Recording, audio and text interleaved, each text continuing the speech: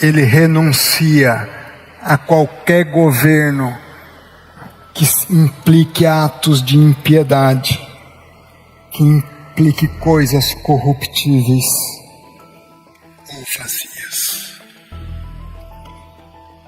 Eu digo isso, meu irmão e minha irmã, porque às vezes a gente espera que esse governo de Deus venha de uma forma como se lançasse um fogo, um raio, e queimasse o que precisa ser queimado. O deputado federal Nicolas Ferreira foi recebido por centenas de apoiadores ao chegar à cidade de Cristalina, em Goiás, durante a mobilização denominada Caminhada pela Liberdade, que começou em Paracatu, em Minas Gerais, e segue rumo a Brasília.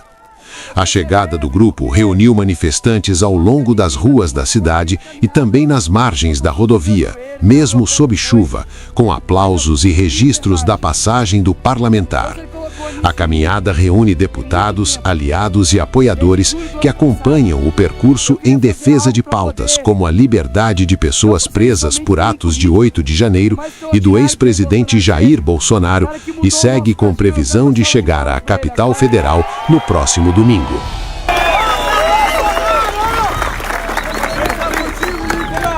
Eu queria fazer isso não somente pelos presos do dia 8, que estão presos justamente aqui. Eu peço agora uma salva de palmas pro Clezão.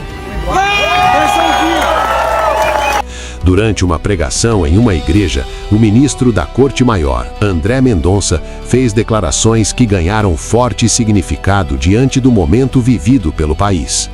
Ao refletir sobre governo e autoridade, Mendonça afirmou que Deus não sustenta governos marcados por impiedade, práticas corruptíveis ou vazias, destacando que o agir divino não acontece da forma espetacular que muitos esperam, como fogo, raios ou destruição imediata, mas de maneira silenciosa, progressiva e inevitável. Embora não tenha citado nomes, partidos ou situações específicas, o recado foi claro dentro do contexto atual. Em um país atravessado por crises institucionais, questionamentos éticos e desgaste da confiança pública, a fala foi interpretada por muitos como um alerta direto sobre os limites morais do poder. O ministro também deixou implícito que estruturas afastadas da justiça não caem pelo espetáculo, mas pelo esvaziamento interno, quando deixam de se sustentar em princípios verdadeiros. Por partir de alguém que ocupa um dos cargos mais altos da República, a mensagem ganhou ainda mais peso, não como discurso político, mas como reflexão espiritual, que dialoga diretamente com a realidade nacional. No contexto que vivemos, a leitura é inevitável para muitos. Nem toda autoridade se sustenta quando se distancia da justiça, da verdade e da retidão. Ele renuncia a qualquer governo que implique atos de impiedade, que implique coisas corruptíveis ou vazias. Eu digo isso, meu irmão e minha irmã, porque às vezes a gente espera que esse governo de Deus venha de uma forma como se lançasse um fogo, um raio, e queimasse o que precisa ser queimado. Mas não é essa a essência. Não é essa a essência. Ele intercede por mim e por você, em amor, por amor, e fará o que tem que ser feito, com a essência do amor, com a mente de Deus. Até porque a maior intercessão que Ele poderia fazer por nós, Ele já fez, que foi nos mandar seu Filho, em amor, para que todo aquele que nele crê não pereça, mas tenha a vida eterna. Em segundo lugar, além de interceder por ti, a Trindade o assiste e o protege. Ela cuida de você. Ela cuida de você de duas formas. Mas antes de falar dessas formas, a Trindade cuida porque lá através do Espírito Santo, verso de número 26. O Espírito nos assiste em nossa fraqueza. Ele não é o nosso assistente. Essa assistência não é uma expressão para designar algo que está ali para nos assessorar. Não, é o Espírito Santo de Deus. Essa assistência é assistência de cuidado, de preservação, de dar um help, de ser um help. Essa assistência envolve suportar você. Quando você está caindo, quando você está sem forças, Ele te sustenta. Essa assistência envolve agarrar você e tirá-lo do lamaçal do pecado, e tirá-lo, por vezes, das perseguições, preservações e cuidados que muitas vezes nós sequer imaginamos. Quantas coisas, acidentes, prevenções que Deus fez sobre nós que nós não temos nem ideia. Tente imaginar quem já teve filho, aquela criança pequena que começou a andar e gatinhar. Pôr um dedo na tomada, mexer num fogo, cair de um ambiente, subir num lugar perigoso. E os pais estão ali, só olhando e cuidando. Nós somos essas crianças, sendo cuidados por Deus. Não temos às vezes consciência do perigo, mas Deus está ali, cuidando de cada um de nós. Mas não apenas o Espírito nos protege e nos assiste, também Cristo e Deus. Vamos nos dedicar aos versos de 31 a 34. Há duas chaves aqui de cuidado. Cuidado diante da acusação, cuidado diante de uma condenação. E essas duas chaves, versos de número 33, quem intentará acusação contra os eleitos de Deus? Verso 34, quem os condenará? Às vezes você é acusado, às vezes tentam condená-lo. E essa acusação e essa tentativa de condenação, eu vou dividir em duas perspectivas, como eu disse: a perspectiva humana e a perspectiva espiritual. Perspectiva humana, no primeiro momento a gente sempre lembra de alguém nos acusando de algo, né? Mas vamos dar um passo atrás. Há uma acusação pior do que essa.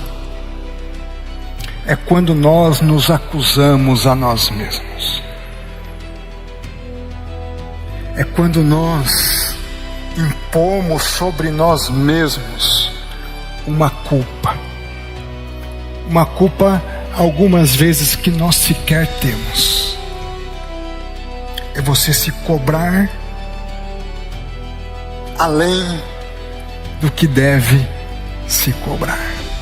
É você se acusar além do que deve se acusar.